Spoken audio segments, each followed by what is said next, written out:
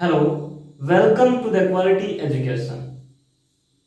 आज हम एक नए टॉपिक, बेहतरीन टॉपिक के साथ वर्ब, जिसका नाम है वर्ब, पढ़ेंगे।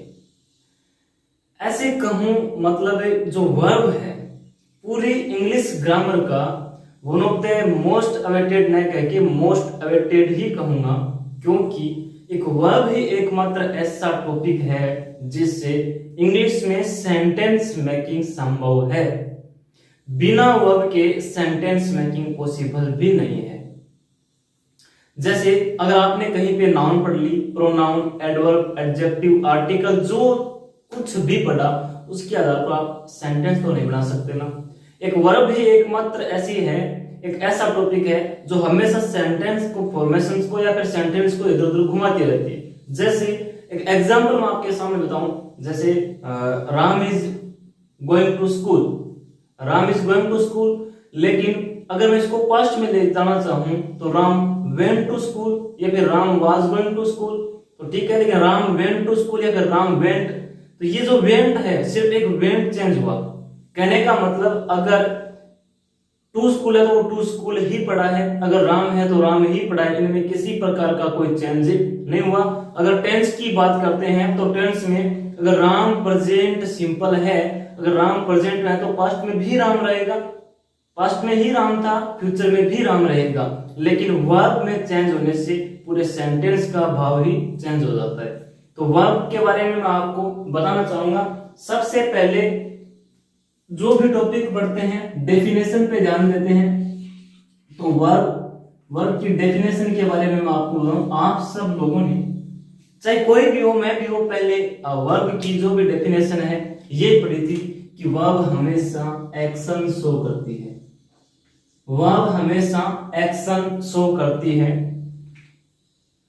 Verb is an action verb, ये भी पढ़ा था, लेकिन ये मैं गलत तो नहीं कहूंगा, लेकिन ये अधूरी जानकारी। कैसे? मैं आपके सामने कुछ एग्जाम्पल लिखूंगा। जैसे ये आपके सामने एक एग्जाम्पल है, राम इज हैप्पी, या फिर second example, Neha is sad. ये आपके सामने दो एग्जाम्पल है। या फिर ही इज वेरी हैंडसम, ठीक। ये आपके सामने तीन एग्जाम्पल है। इन तीन एग्जाम्पल में अगर नाउन की वर्ब की डेफिनेशन अगर ये है, अगर वर्ब की डेफिनेशन ये है कि वर्ब हमेशा एक्शन शो करती है, तो इस हिसाब से ये बताओ कि ये जो सेंटेंस है इसमें कहां पे एक्शन शो हो रही है, यहां किस प्रकार की एक्शन शो हो रही है, यहां पे भी कोई एक्शन शो नहीं हो रही। अगर एक सेंटेंस में और लिखूं, जैसे मैंने ये लिखा, आई थिंक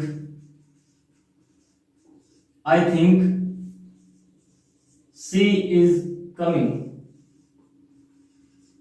अब यहां पे किसी न किसी प्रकार की एक्शन जरूर है कि सी इज कमिंग, वह आ रही है, चाहे धीरे चल के, फास्ट चल के, दौड़ के, कैसे भी चले, मूवमेंट है, एक्शन यहां पे है।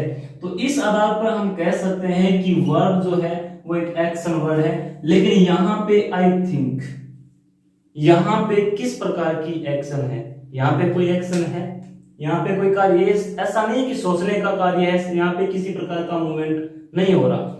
जब तक मूवमेंट नहीं तब तक हम नहीं कह सकते कि वर्ब है वो एक्शन वर्ड है। कुछ ऐसे सेंटेंस भी मैंने आपके सामने दर्शाए हैं जिनमें किसी भी प्रकार का एक्शन नहीं है, तो फिर इसको एक्शन वर्ड क्यों कहते हैं? एक एग्जांपल और मैं आपके सामने दिखाना चाहूंगा।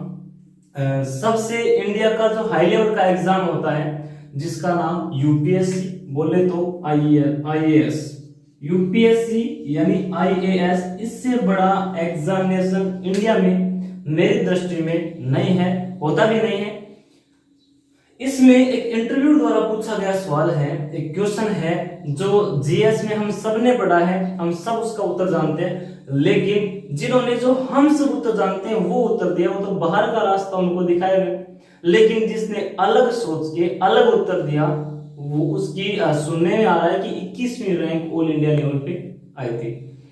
तो कहने का मतलब जो सबकी सोच है ठीक वैसी अगर हमारी सोच रही तो उस सोच के आधार पर तो हमें पूरे जिले का कलेक्टर वगैरह वो तो नहीं बनाया जा सकता, मजिस्ट्रेट नहीं बनाया जा सकता। अगर ठीक वैसी सोच अन्य लोगों की है वैसी ही हमारी रही तो हम उनसे अलग नहीं हो पाएंगे। तो मतलब हम किस तरह से बन जाएंगे, नहीं बन पाएंगे। उसकी सोच अलग कैसे थी? क्वेश्चन ये था जो इंटरव्यू में पूछा गया था कि bay of Bengal is in which state. I repeat, bay of Bengal is in which state. जिसने ये उत्तर दिया, सबको पता है कि बे ऑफ बंगाल यानी बंगाल की खाड़ी वो आपकी वेस्ट बंगाल में है। जिसने उत्तर दिया वेस्ट बंगाल, बाहर का रास्ता। जिसने ये बोला कि हाँ सर बे ऑफ बंगाल है किसी स्टेट में है, लेकिन ये भी गलत। जिसने उत्तर दिया था, आपने फिजिक्स केमिस्ट्री बायोलॉजी में ये पढ़ा था, फिजिक्स केमिस्ट्री में मानो आप कि पदार्थ की 3 अवस्था होती है, सॉलिड, लिक्विड और गैस। 3 आपने अवस्था पढ़ी थी, जिसमें से उसका एक उत्तर था कि sir Bay of Bengal is in liquid state. Bay of Bengal is in liquid state. Liquid का मतलब होता है तरल। जो बंगाल की खाड़ी में पानी है तो पानी हमेशा तरल में ही होता है। तो ये उसका अलग आंसर था। तो इस आधार में मैं आपको समझाना चाहूंगा कि वर्ब है वो हमेशा अकेले एक्शन ना दर्शा के स्टेट भी दर्शाती है। स्टेट का मतलब अवस्था से, स्थिति से है। यहाँ पे स्टेट का मतलब यहाँ पे स्थिति से है। कहने का मतलब राम इज हैप्पी। अगर राम हैप्पी है तो यहाँ पे किसी प्रकार की स्टेट, यहाँ पे स्थिति है। यहाँ पे क्या है? एक स्टेट है, स्थिति है। अगर वो सैड है तो इसी में भी एक उसकी हाव भाव है या फिर स्थिति है। हैंडसम है तो देखो इस प्रकार के जो सेंटेंस हैं इनमें एक स्टेट होती है। तो यहाँ पे इस आधार पर हम नहीं कह सकते ना कि वर्ब हमेशा एक्शन दिखाती है। तो एक अलग डेफिनेशन जो आपको अलग माननी है कि वर्ब हमेशा एक्शन तो दिखाती है, लेकिन एक्शन के साथ साथ वर्ब हमेशा स्टेट, हैपनिंग और पोजीशन को भी दिखाती है। दिस इज माय पेन, ये मैंने बोला तो यहाँ पे पोजीशन भी है। तो वर्ब हमेशा पोजीशन, हैपनिंग, स्टेट यानी अवस्था और एक्शन ये सब दिखाती है। अकेला एक्शन दिखाती है ये जानकारी अधूरी है। अकेला एक्शन दिखाती है ये जानकारी अधूरी है।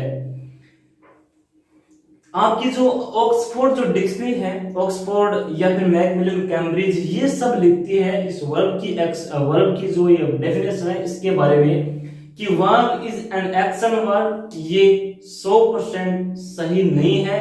ये एक नोशनल वर्ड है। नोशनल नोशन का मतलब धारणा या फिर काल्पनिक होता है। ठीक उसी प्रकार से नोशन का मतलब धारणा या फिर हम जो सोचते हैं फिर विचार होता है। नोशनल का मतलब धारणात्मक या फिर काल्पनिक होता है कि एक सोची समझी हुई बनाई हुई चीज है कि हमने ये देख लिया कि he is going to school, वह स्कूल जा रहा है तो एक्शन हो रही है। ही किल्ड हिम कि उसने उसको मार दी, इसमें एक्शन थी। इस कारण से डेफिनेशन दे दी कि सिर्फ एक्शन होती है वहां पे वर्ब होती है, लेकिन वर्ब अकेले एक्शन में नहीं होती। जहां पे स्टेट, हैपनिंग और पोजीशन है वहां पे भी वर्ब होती है। तो एक नई डेफिनेशन वर्ब की कि वर्ब हमेशा स्टेट, एक्शन, हैपनिंग ये सब भी दिखाती है। आप चेक कर सकते हो गूगल के थ्रू, आप पढ़ सकते हो कि इसमें ऑक्सफोर्ड में, कैम्ब्रिज में कहीं पे भी किसी डिक्शनरी में पढ़ सकते हो। आपको ये चीज गलत तो मैं नहीं कहूंगा लेकिन अधूरी लिखी हुई मिलेगी। पूरी जो जानकारी है, पूरी जो डेफिनेशन है उसकी ये है कि वर्ब हमेशा स्टेट, एक्शन, हैपनिंग और पोजीशन भी दिखाती है। यहाँ पे एक सेंटेंस देखो, राम इज डांसिंग। हाँ, इसमें जरूर एक्शन है लेकिन इन सेंटेंस में कहीं पे भी एक्शन आपको नजर आई? यहाँ पे आपको एक्शन नजर आई? थिंकिंग, ये एक प्रोसेस है माइंड की सोचने की, ये एक माइंड के सोचने की है, थिंकिंग प्रोसेस है ये। तो इस प्रकार से स्टेट, यहाँ पे हैप्पी और सैड ये एक स्टेट है अपने माइंड की। ठीक है, तो इस प्रकार से मैं कहूंगा कि अकेले एक्शन डेफिनेशन नहीं होती, ये सब चीजें भी वर्ब में होती है।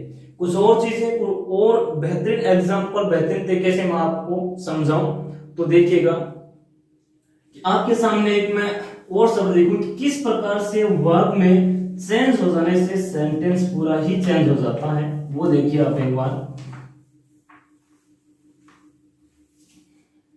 जैसे मैं आपके सामने एक सेंटेंस लिखूं, Ram invites Mohan in the party. ये आपके सामने सेंटेंस लिखा हुआ है कि राम ने मोहन को पार्टी में इनवाइटेड किया। ठीक है, तो ये आपके सामने इनवाइट है, तो इनवाइट मतलब राम यहाँ पे आपका सब्जेक्ट है, एज ए नाउन भी है। ये आपकी वर्ब है, सबको पता है। मोहन, मोहन यहाँ पे ऑब्जेक्ट है। इसके बाद इन प्रीपोजिशन है, द आर्टिकल है, और ये आपकी अन्य कोई नाउन है। तो कहने का मतलब अगर किसी सेंटेंस में चेंज करते हैं, फॉर्मेशन में चेंज करते हैं, तो क्या करते हैं कि इनवाइट की जगह अगर मैं यहाँ पे इनवाइटेड करूं, इनवाइट की जगह अगर इनवाइटेड करूं, तो इस पूरे सेंटेंस का अर्थ चेंज जरूर हुआ है। लेकिन जो मैंने बात पहले कही थी कि राम जो है यहाँ पे सब्जेक्ट में किसी प्रकार का चेंज नहीं आया, ऑब्जेक्ट में चेंज नहीं आया। इन द पार्टी ये जो आपका सेंटेंस था सेम वही का वही पड़ा है, लेकिन पूरा अर्थ भी चेंज हो गया। तो हमेशा वर्ब है पूरे सेंटेंस को घुमाती रहती है एक फॉर्मेशन में। तो इस प्रकार से अगर हम इसका पैसिव भी बनाए, तो पैसिव अगर बनाए तो देखो इसमें किस प्रकार का चेंज होगा।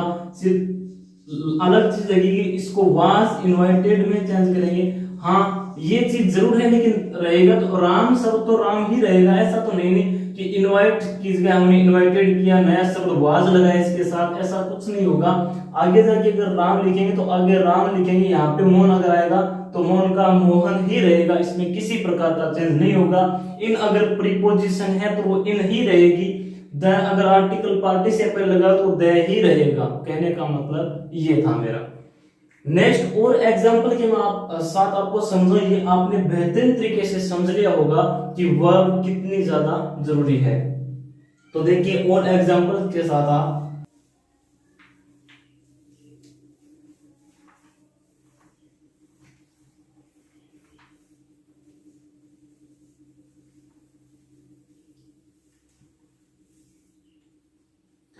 तो वर्ब के बारे में और हम देखें। जैसे मैं और कुछ आपको बताना चाहूं, जैसे अगर कहीं पे भी हमने लिख दिया एक शब्द, जैसे ये वर्ब है, अगर मैं लिखूं गो,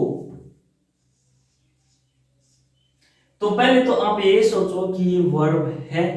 हमने स्टार्ट में यही पढ़ा था, 10th और 12th लेवल से यही पढ़ते आ रहे हैं, 6th लेवल से भी यही पढ़ते आ रहे हैं कि गो क्या है, एक वर्ब है। लेकिन एक्चुअल में गो वर्ब नहीं है। कैसे नहीं है, एक सेंटेंस में आपके सामने लिखूं। जैसे मैंने लिख दिया आई हैव टू गो, मुझे जाना है। यहां पे आपको किसी प्रकार की एक्शन नजर आई, प्रेजेंस ऑफ माइंड जरूर है कि मुझे जाना है। कब जाना है, अभी तक किसी प्रकार का मूवमेंट नहीं हो, अभी तो सोचा ही है कि मुझे जाना है।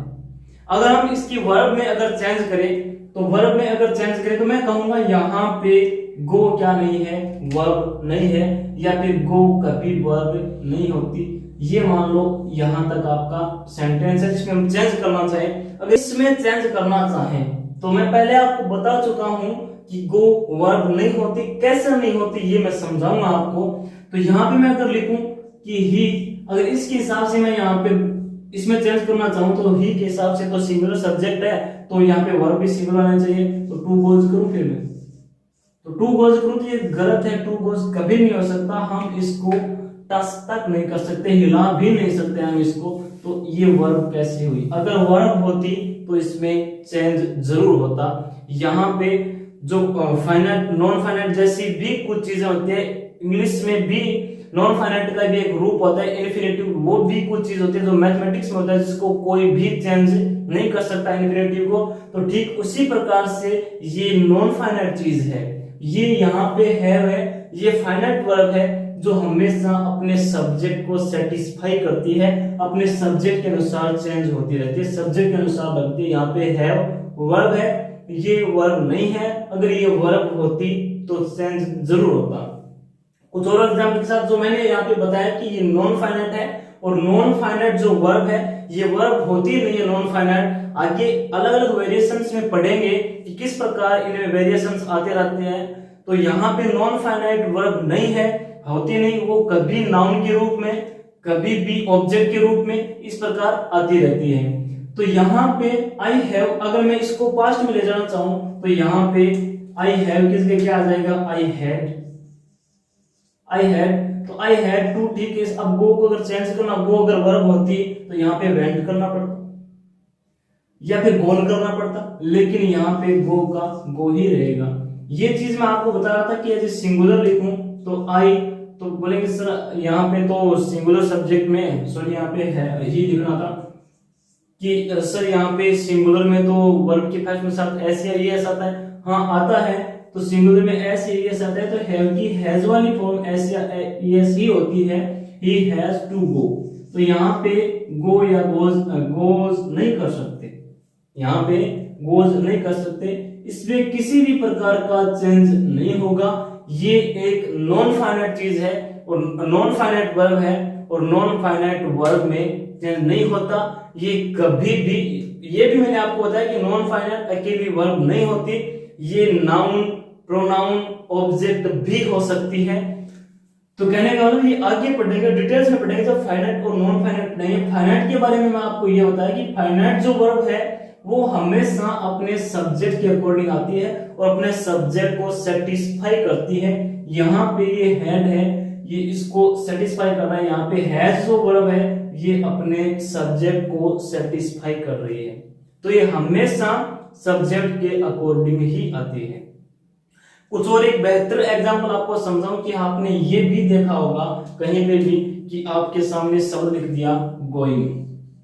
हाँ सर ये भी वर्ब है, गोइंग है, ये आईएनजी वर्ब है, लेकिन गोइंग, कमिंग, वॉकिंग ये वर्ब होती नहीं, ये वर्ब होती नहीं है। ये चीज मैं नहीं कह रहा, जो वर्ब वाली जो मैंने आपको डेफिनेशन बताई थी, तो आप एक 6th स्टैंडर्ड की बुक है, अपने आरबीएससी लेवल की नहीं, एनसीईआरटी की भी नहीं, 6th स्टैंडर्ड की एक बुक है किसी अन्य बोर्ड के अलावा सीबीएसई बोर्ड की। वहां पे छोटे बच्चों के लिए 6th स्टैंडर्ड में भी लिखा हुआ आपको मिलेगा कि गोइंग है वो वर्ब नहीं है। वर्ब की दो फॉर्म फर्स्ट और सेकंड फॉर्म मानी है उन्होंने, किस प्रकार मानी ये भी मैं आपको बताऊंगा कि ये जो आपको मैंने वर्ब की डेफिनेशन बताई है वो डेफिनेशन भी वहीं पे लिखी है, आप चेक कर सकते हो, आप गूगल भी कर सकते हो। आपको ऑक्सफोर्ड के अनुसार ये टू एक्शन वाला कभी नहीं मिलेगा, हमेशा मिलेगा कि वर्ब जो है वो एक्शन और स्टेट दोनों दिखाती है। जो मैंने आपको एग्जाम्पल के साथ बेहतरीन तरीके से समझाने की कोशिश की है, तो आपने आज तक गलत पढ़ा था, मैं गलत तो नहीं कहूंगा, अधूरी चीज पढ़ी थी, तो आप कंप्लीट कीजिए। कहीं पे भी आप गोइंग लिख रहे हैं, जैसे लिखा, अगर गोइंग वर्ब होती तो यहाँ पे ये सेंटेंस ही गोइंग ये कंप्लीट होता। ये कोई सेंटेंस है क्या? ही गोइंग ऐसा सेंटेंस नहीं है, सी कमिंग ये भी सेंटेंस नहीं है। अगर ये वर्ब होती तो इस सेंटेंस को पूरा करती।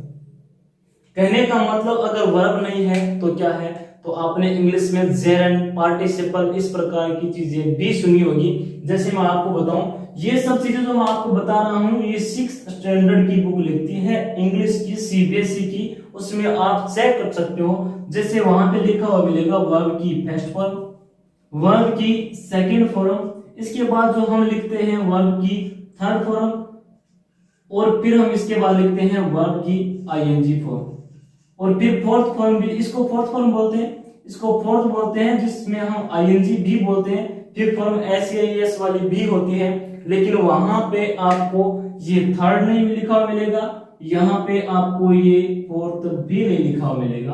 तो आपको क्या मिलेगा वहां पे कि इंग्लिश में मैंने अभी बताया जेरंड और पार्टिसिपल, आप अभी गूगल कर सकते हो, तो वहां पे आपको क्या लिखा हुआ मिलेगा, वर्ब की थर्ड फॉर्म की बजाय आपको वहां पे लिखा मिलेगा पास्ट पार्टिसिपल, वहां पे आपको पास्ट पार्टिसिपल लिखा मिलेगा। फोर्थ फॉर्म की जगह आपको प्रेजेंट पार्टिसिपल लिखा हुआ मिलेगा।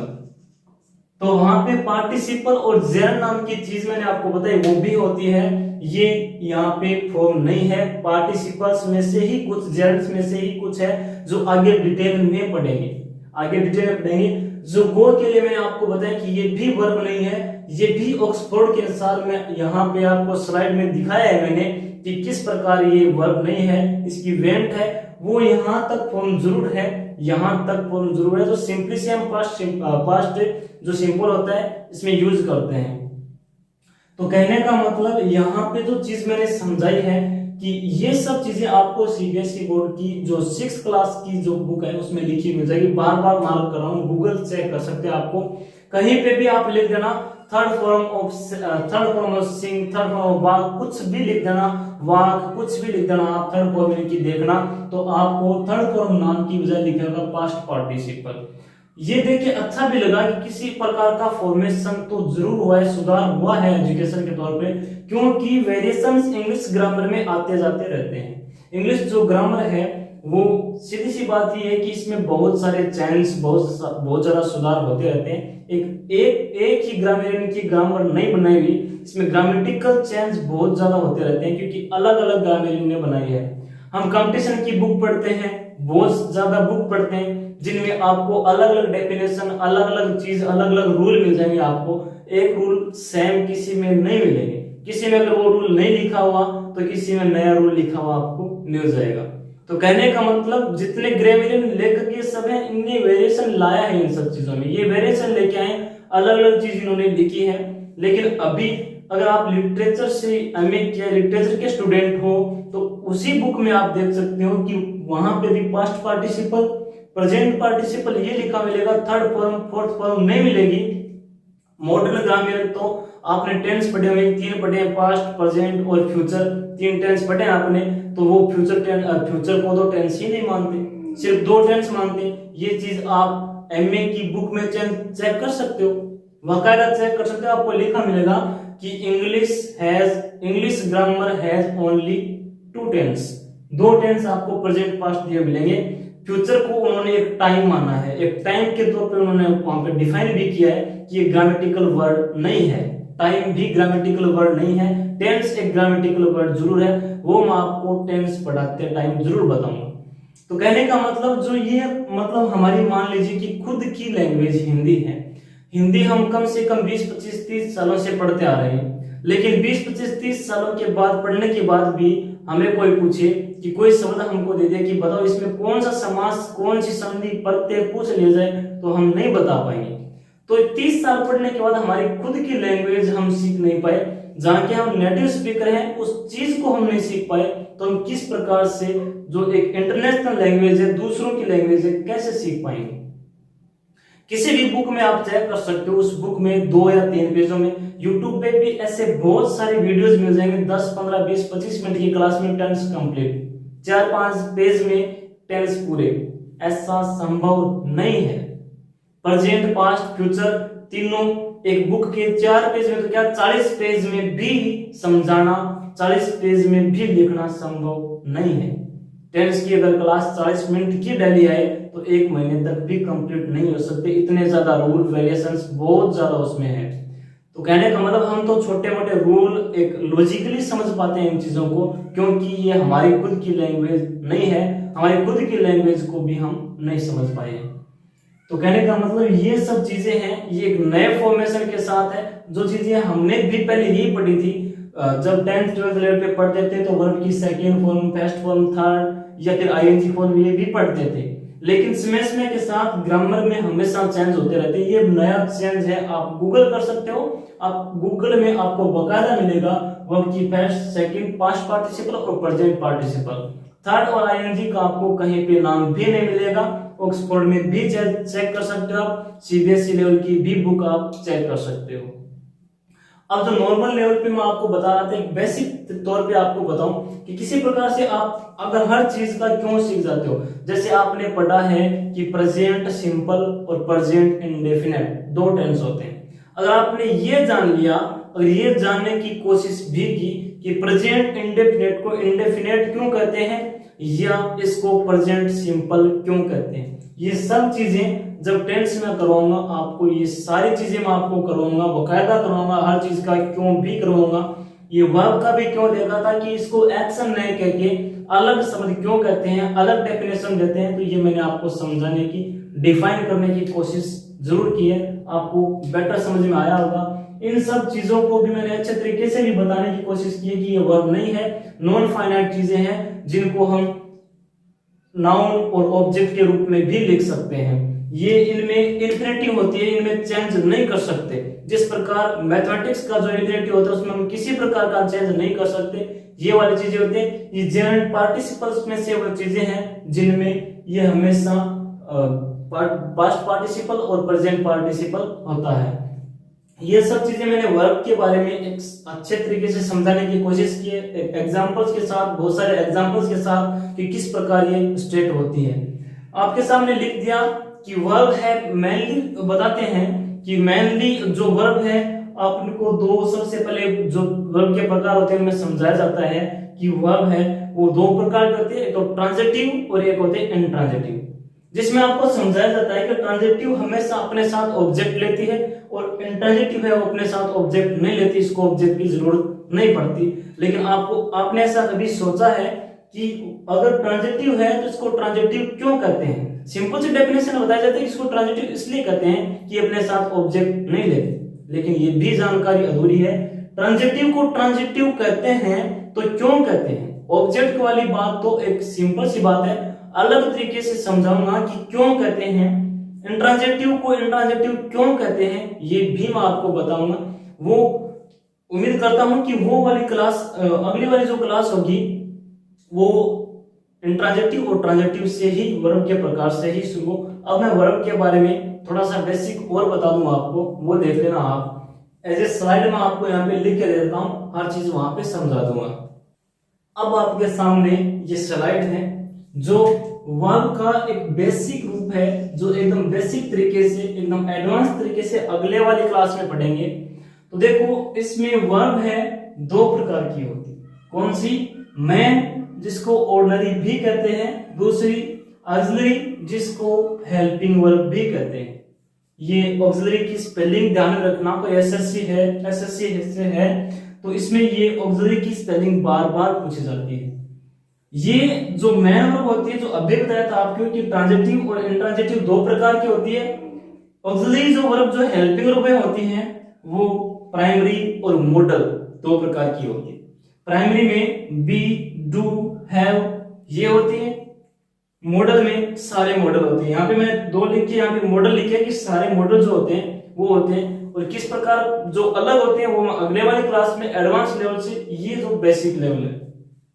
बी जो आपका होता है, बी में हमेशा इज, एम, आर, यानी इज, एम, आर वोज वाले आते हैं। इसके बाद डू में हमेशा डू से रिलेटेड वाले, डू, डज, डिड वाले आते हैं, डी वाले सारे। हैव में एच वाले सारे, हैज, हैव, हैड सारे। ये जो इसके बारे में मैंने यहाँ पे शॉर्ट में लिखा है कि इन दोनों को हमेशा हेल्पिंग वर्ब और मैन वर्ब के रूप, दोनों के रूप में काम में ले सकते हैं। जहां पे मैन वर्ब नहीं है वहां पे हेल्पिंग वर्ब के रूप में काम में लेते हैं। जैसे Delhi is the capital of India, इसमें इज है वो मैन वर्ब के रूप में है, ना कि हेल्पिंग वर्ब के रूप में। बहुत सारे और भी एग्जांपल हैं। ठीक उसी प्रकार से जो मॉडल वर्ब जो होती है, मॉडल वर्ब को हमेशा हेल्पिंग वर्ब के रूप में ही काम में लेते हैं, मैन वर्ब के रूप में कभी काम में नहीं लेते। ये मोस्ट इंपोर्टेंट बात है जो आपको ध्यान रखनी है कि मॉडल को कभी भी मैन वर्ब के रूप में काम में नहीं लेते, इसको हमेशा हेल्पिंग वर्ब के रूप में ही काम में लेते हैं। इसको दोनों तरीके से काम लेते हैं, हेल्पिंग वर्ब और मैन वर्ब। जो एग्जांपल मैंने आपको बताया था अभी, जैसे Delhi is the capital of India, ये सारे एग्जांपल हैं जो मैंने आपको बताए हैं। हर एक चीज वर्ब के बारे में अच्छे तरीके से डिफाइन करने की कोशिश की है, एक एक चीज बताने की कोशिश की है, एक नए स्टैंडर्ड, नए वेरिएशंस जो है उसके साथ बताने की कोशिश की है कि किस प्रकार एक नया वेरिएशंस है। एक वर्ब की जो हमने डेफिनेशन भी पढ़ी है, वो किस प्रकार बुकों में ये स्पेलिंग लिखी हुई मिलती है आपको कि ये हमेशा एक्शन को शो करती है, हमेशा एक्शन दिखाती है, और कुछ अन्य इसके साथ नहीं लिखा हुआ, लेकिन ये भी बताया कि ये स्टेट भी दिखाती है। उन एग्जाम्पलों के साथ मैंने आपको दिखाया था। ठीक उसी प्रकार से जो और चीज थी, जैसे गो वर्ब किस प्रकार नहीं होती, गोइंग किस प्रकार नहीं होती, ये इस बात को हम चैलेंज तो नहीं कर सकते। जो मैंने आपको चीज एज एग्जाम्पल्स के साथ बताई है, फिर भी देखेंगे तो देखते हैं किस प्रकार होता है। समय के साथ जो चेंज है इनको तो देखना ही पड़ेगा, मानना ही पड़ेगा। नेक्स्ट क्लास में ट्रांजिटिव और इंट्रांजिटिव जो वर्ब होगी जो मैं आपको समझाऊंगा, जो अपने साथ एक तो ऑब्जेक्ट लेती है, ये ऑब्जेक्ट नहीं लेती है। सिंपल डेफिनेशन इसकी हाल फिलहाल में यही बताऊंगा। आगे क्यों इसको ट्रांजिटिव कहते हैं, क्यों इसको इंट्रांजिटिव, ये सब समझाऊंगा। तब तक आप इसको एकदम बारीकी से देखिए, जो बेसिक लेवल से समझाइए। इंट्रोडक्शन वीडियो था वर्ब का, आगे हर एक चीज ओपन करके ठीक इसी तरह से वर्ब के बारे में पढ़ेंगे। तब तक take care, bye bye, stay home, stay safe.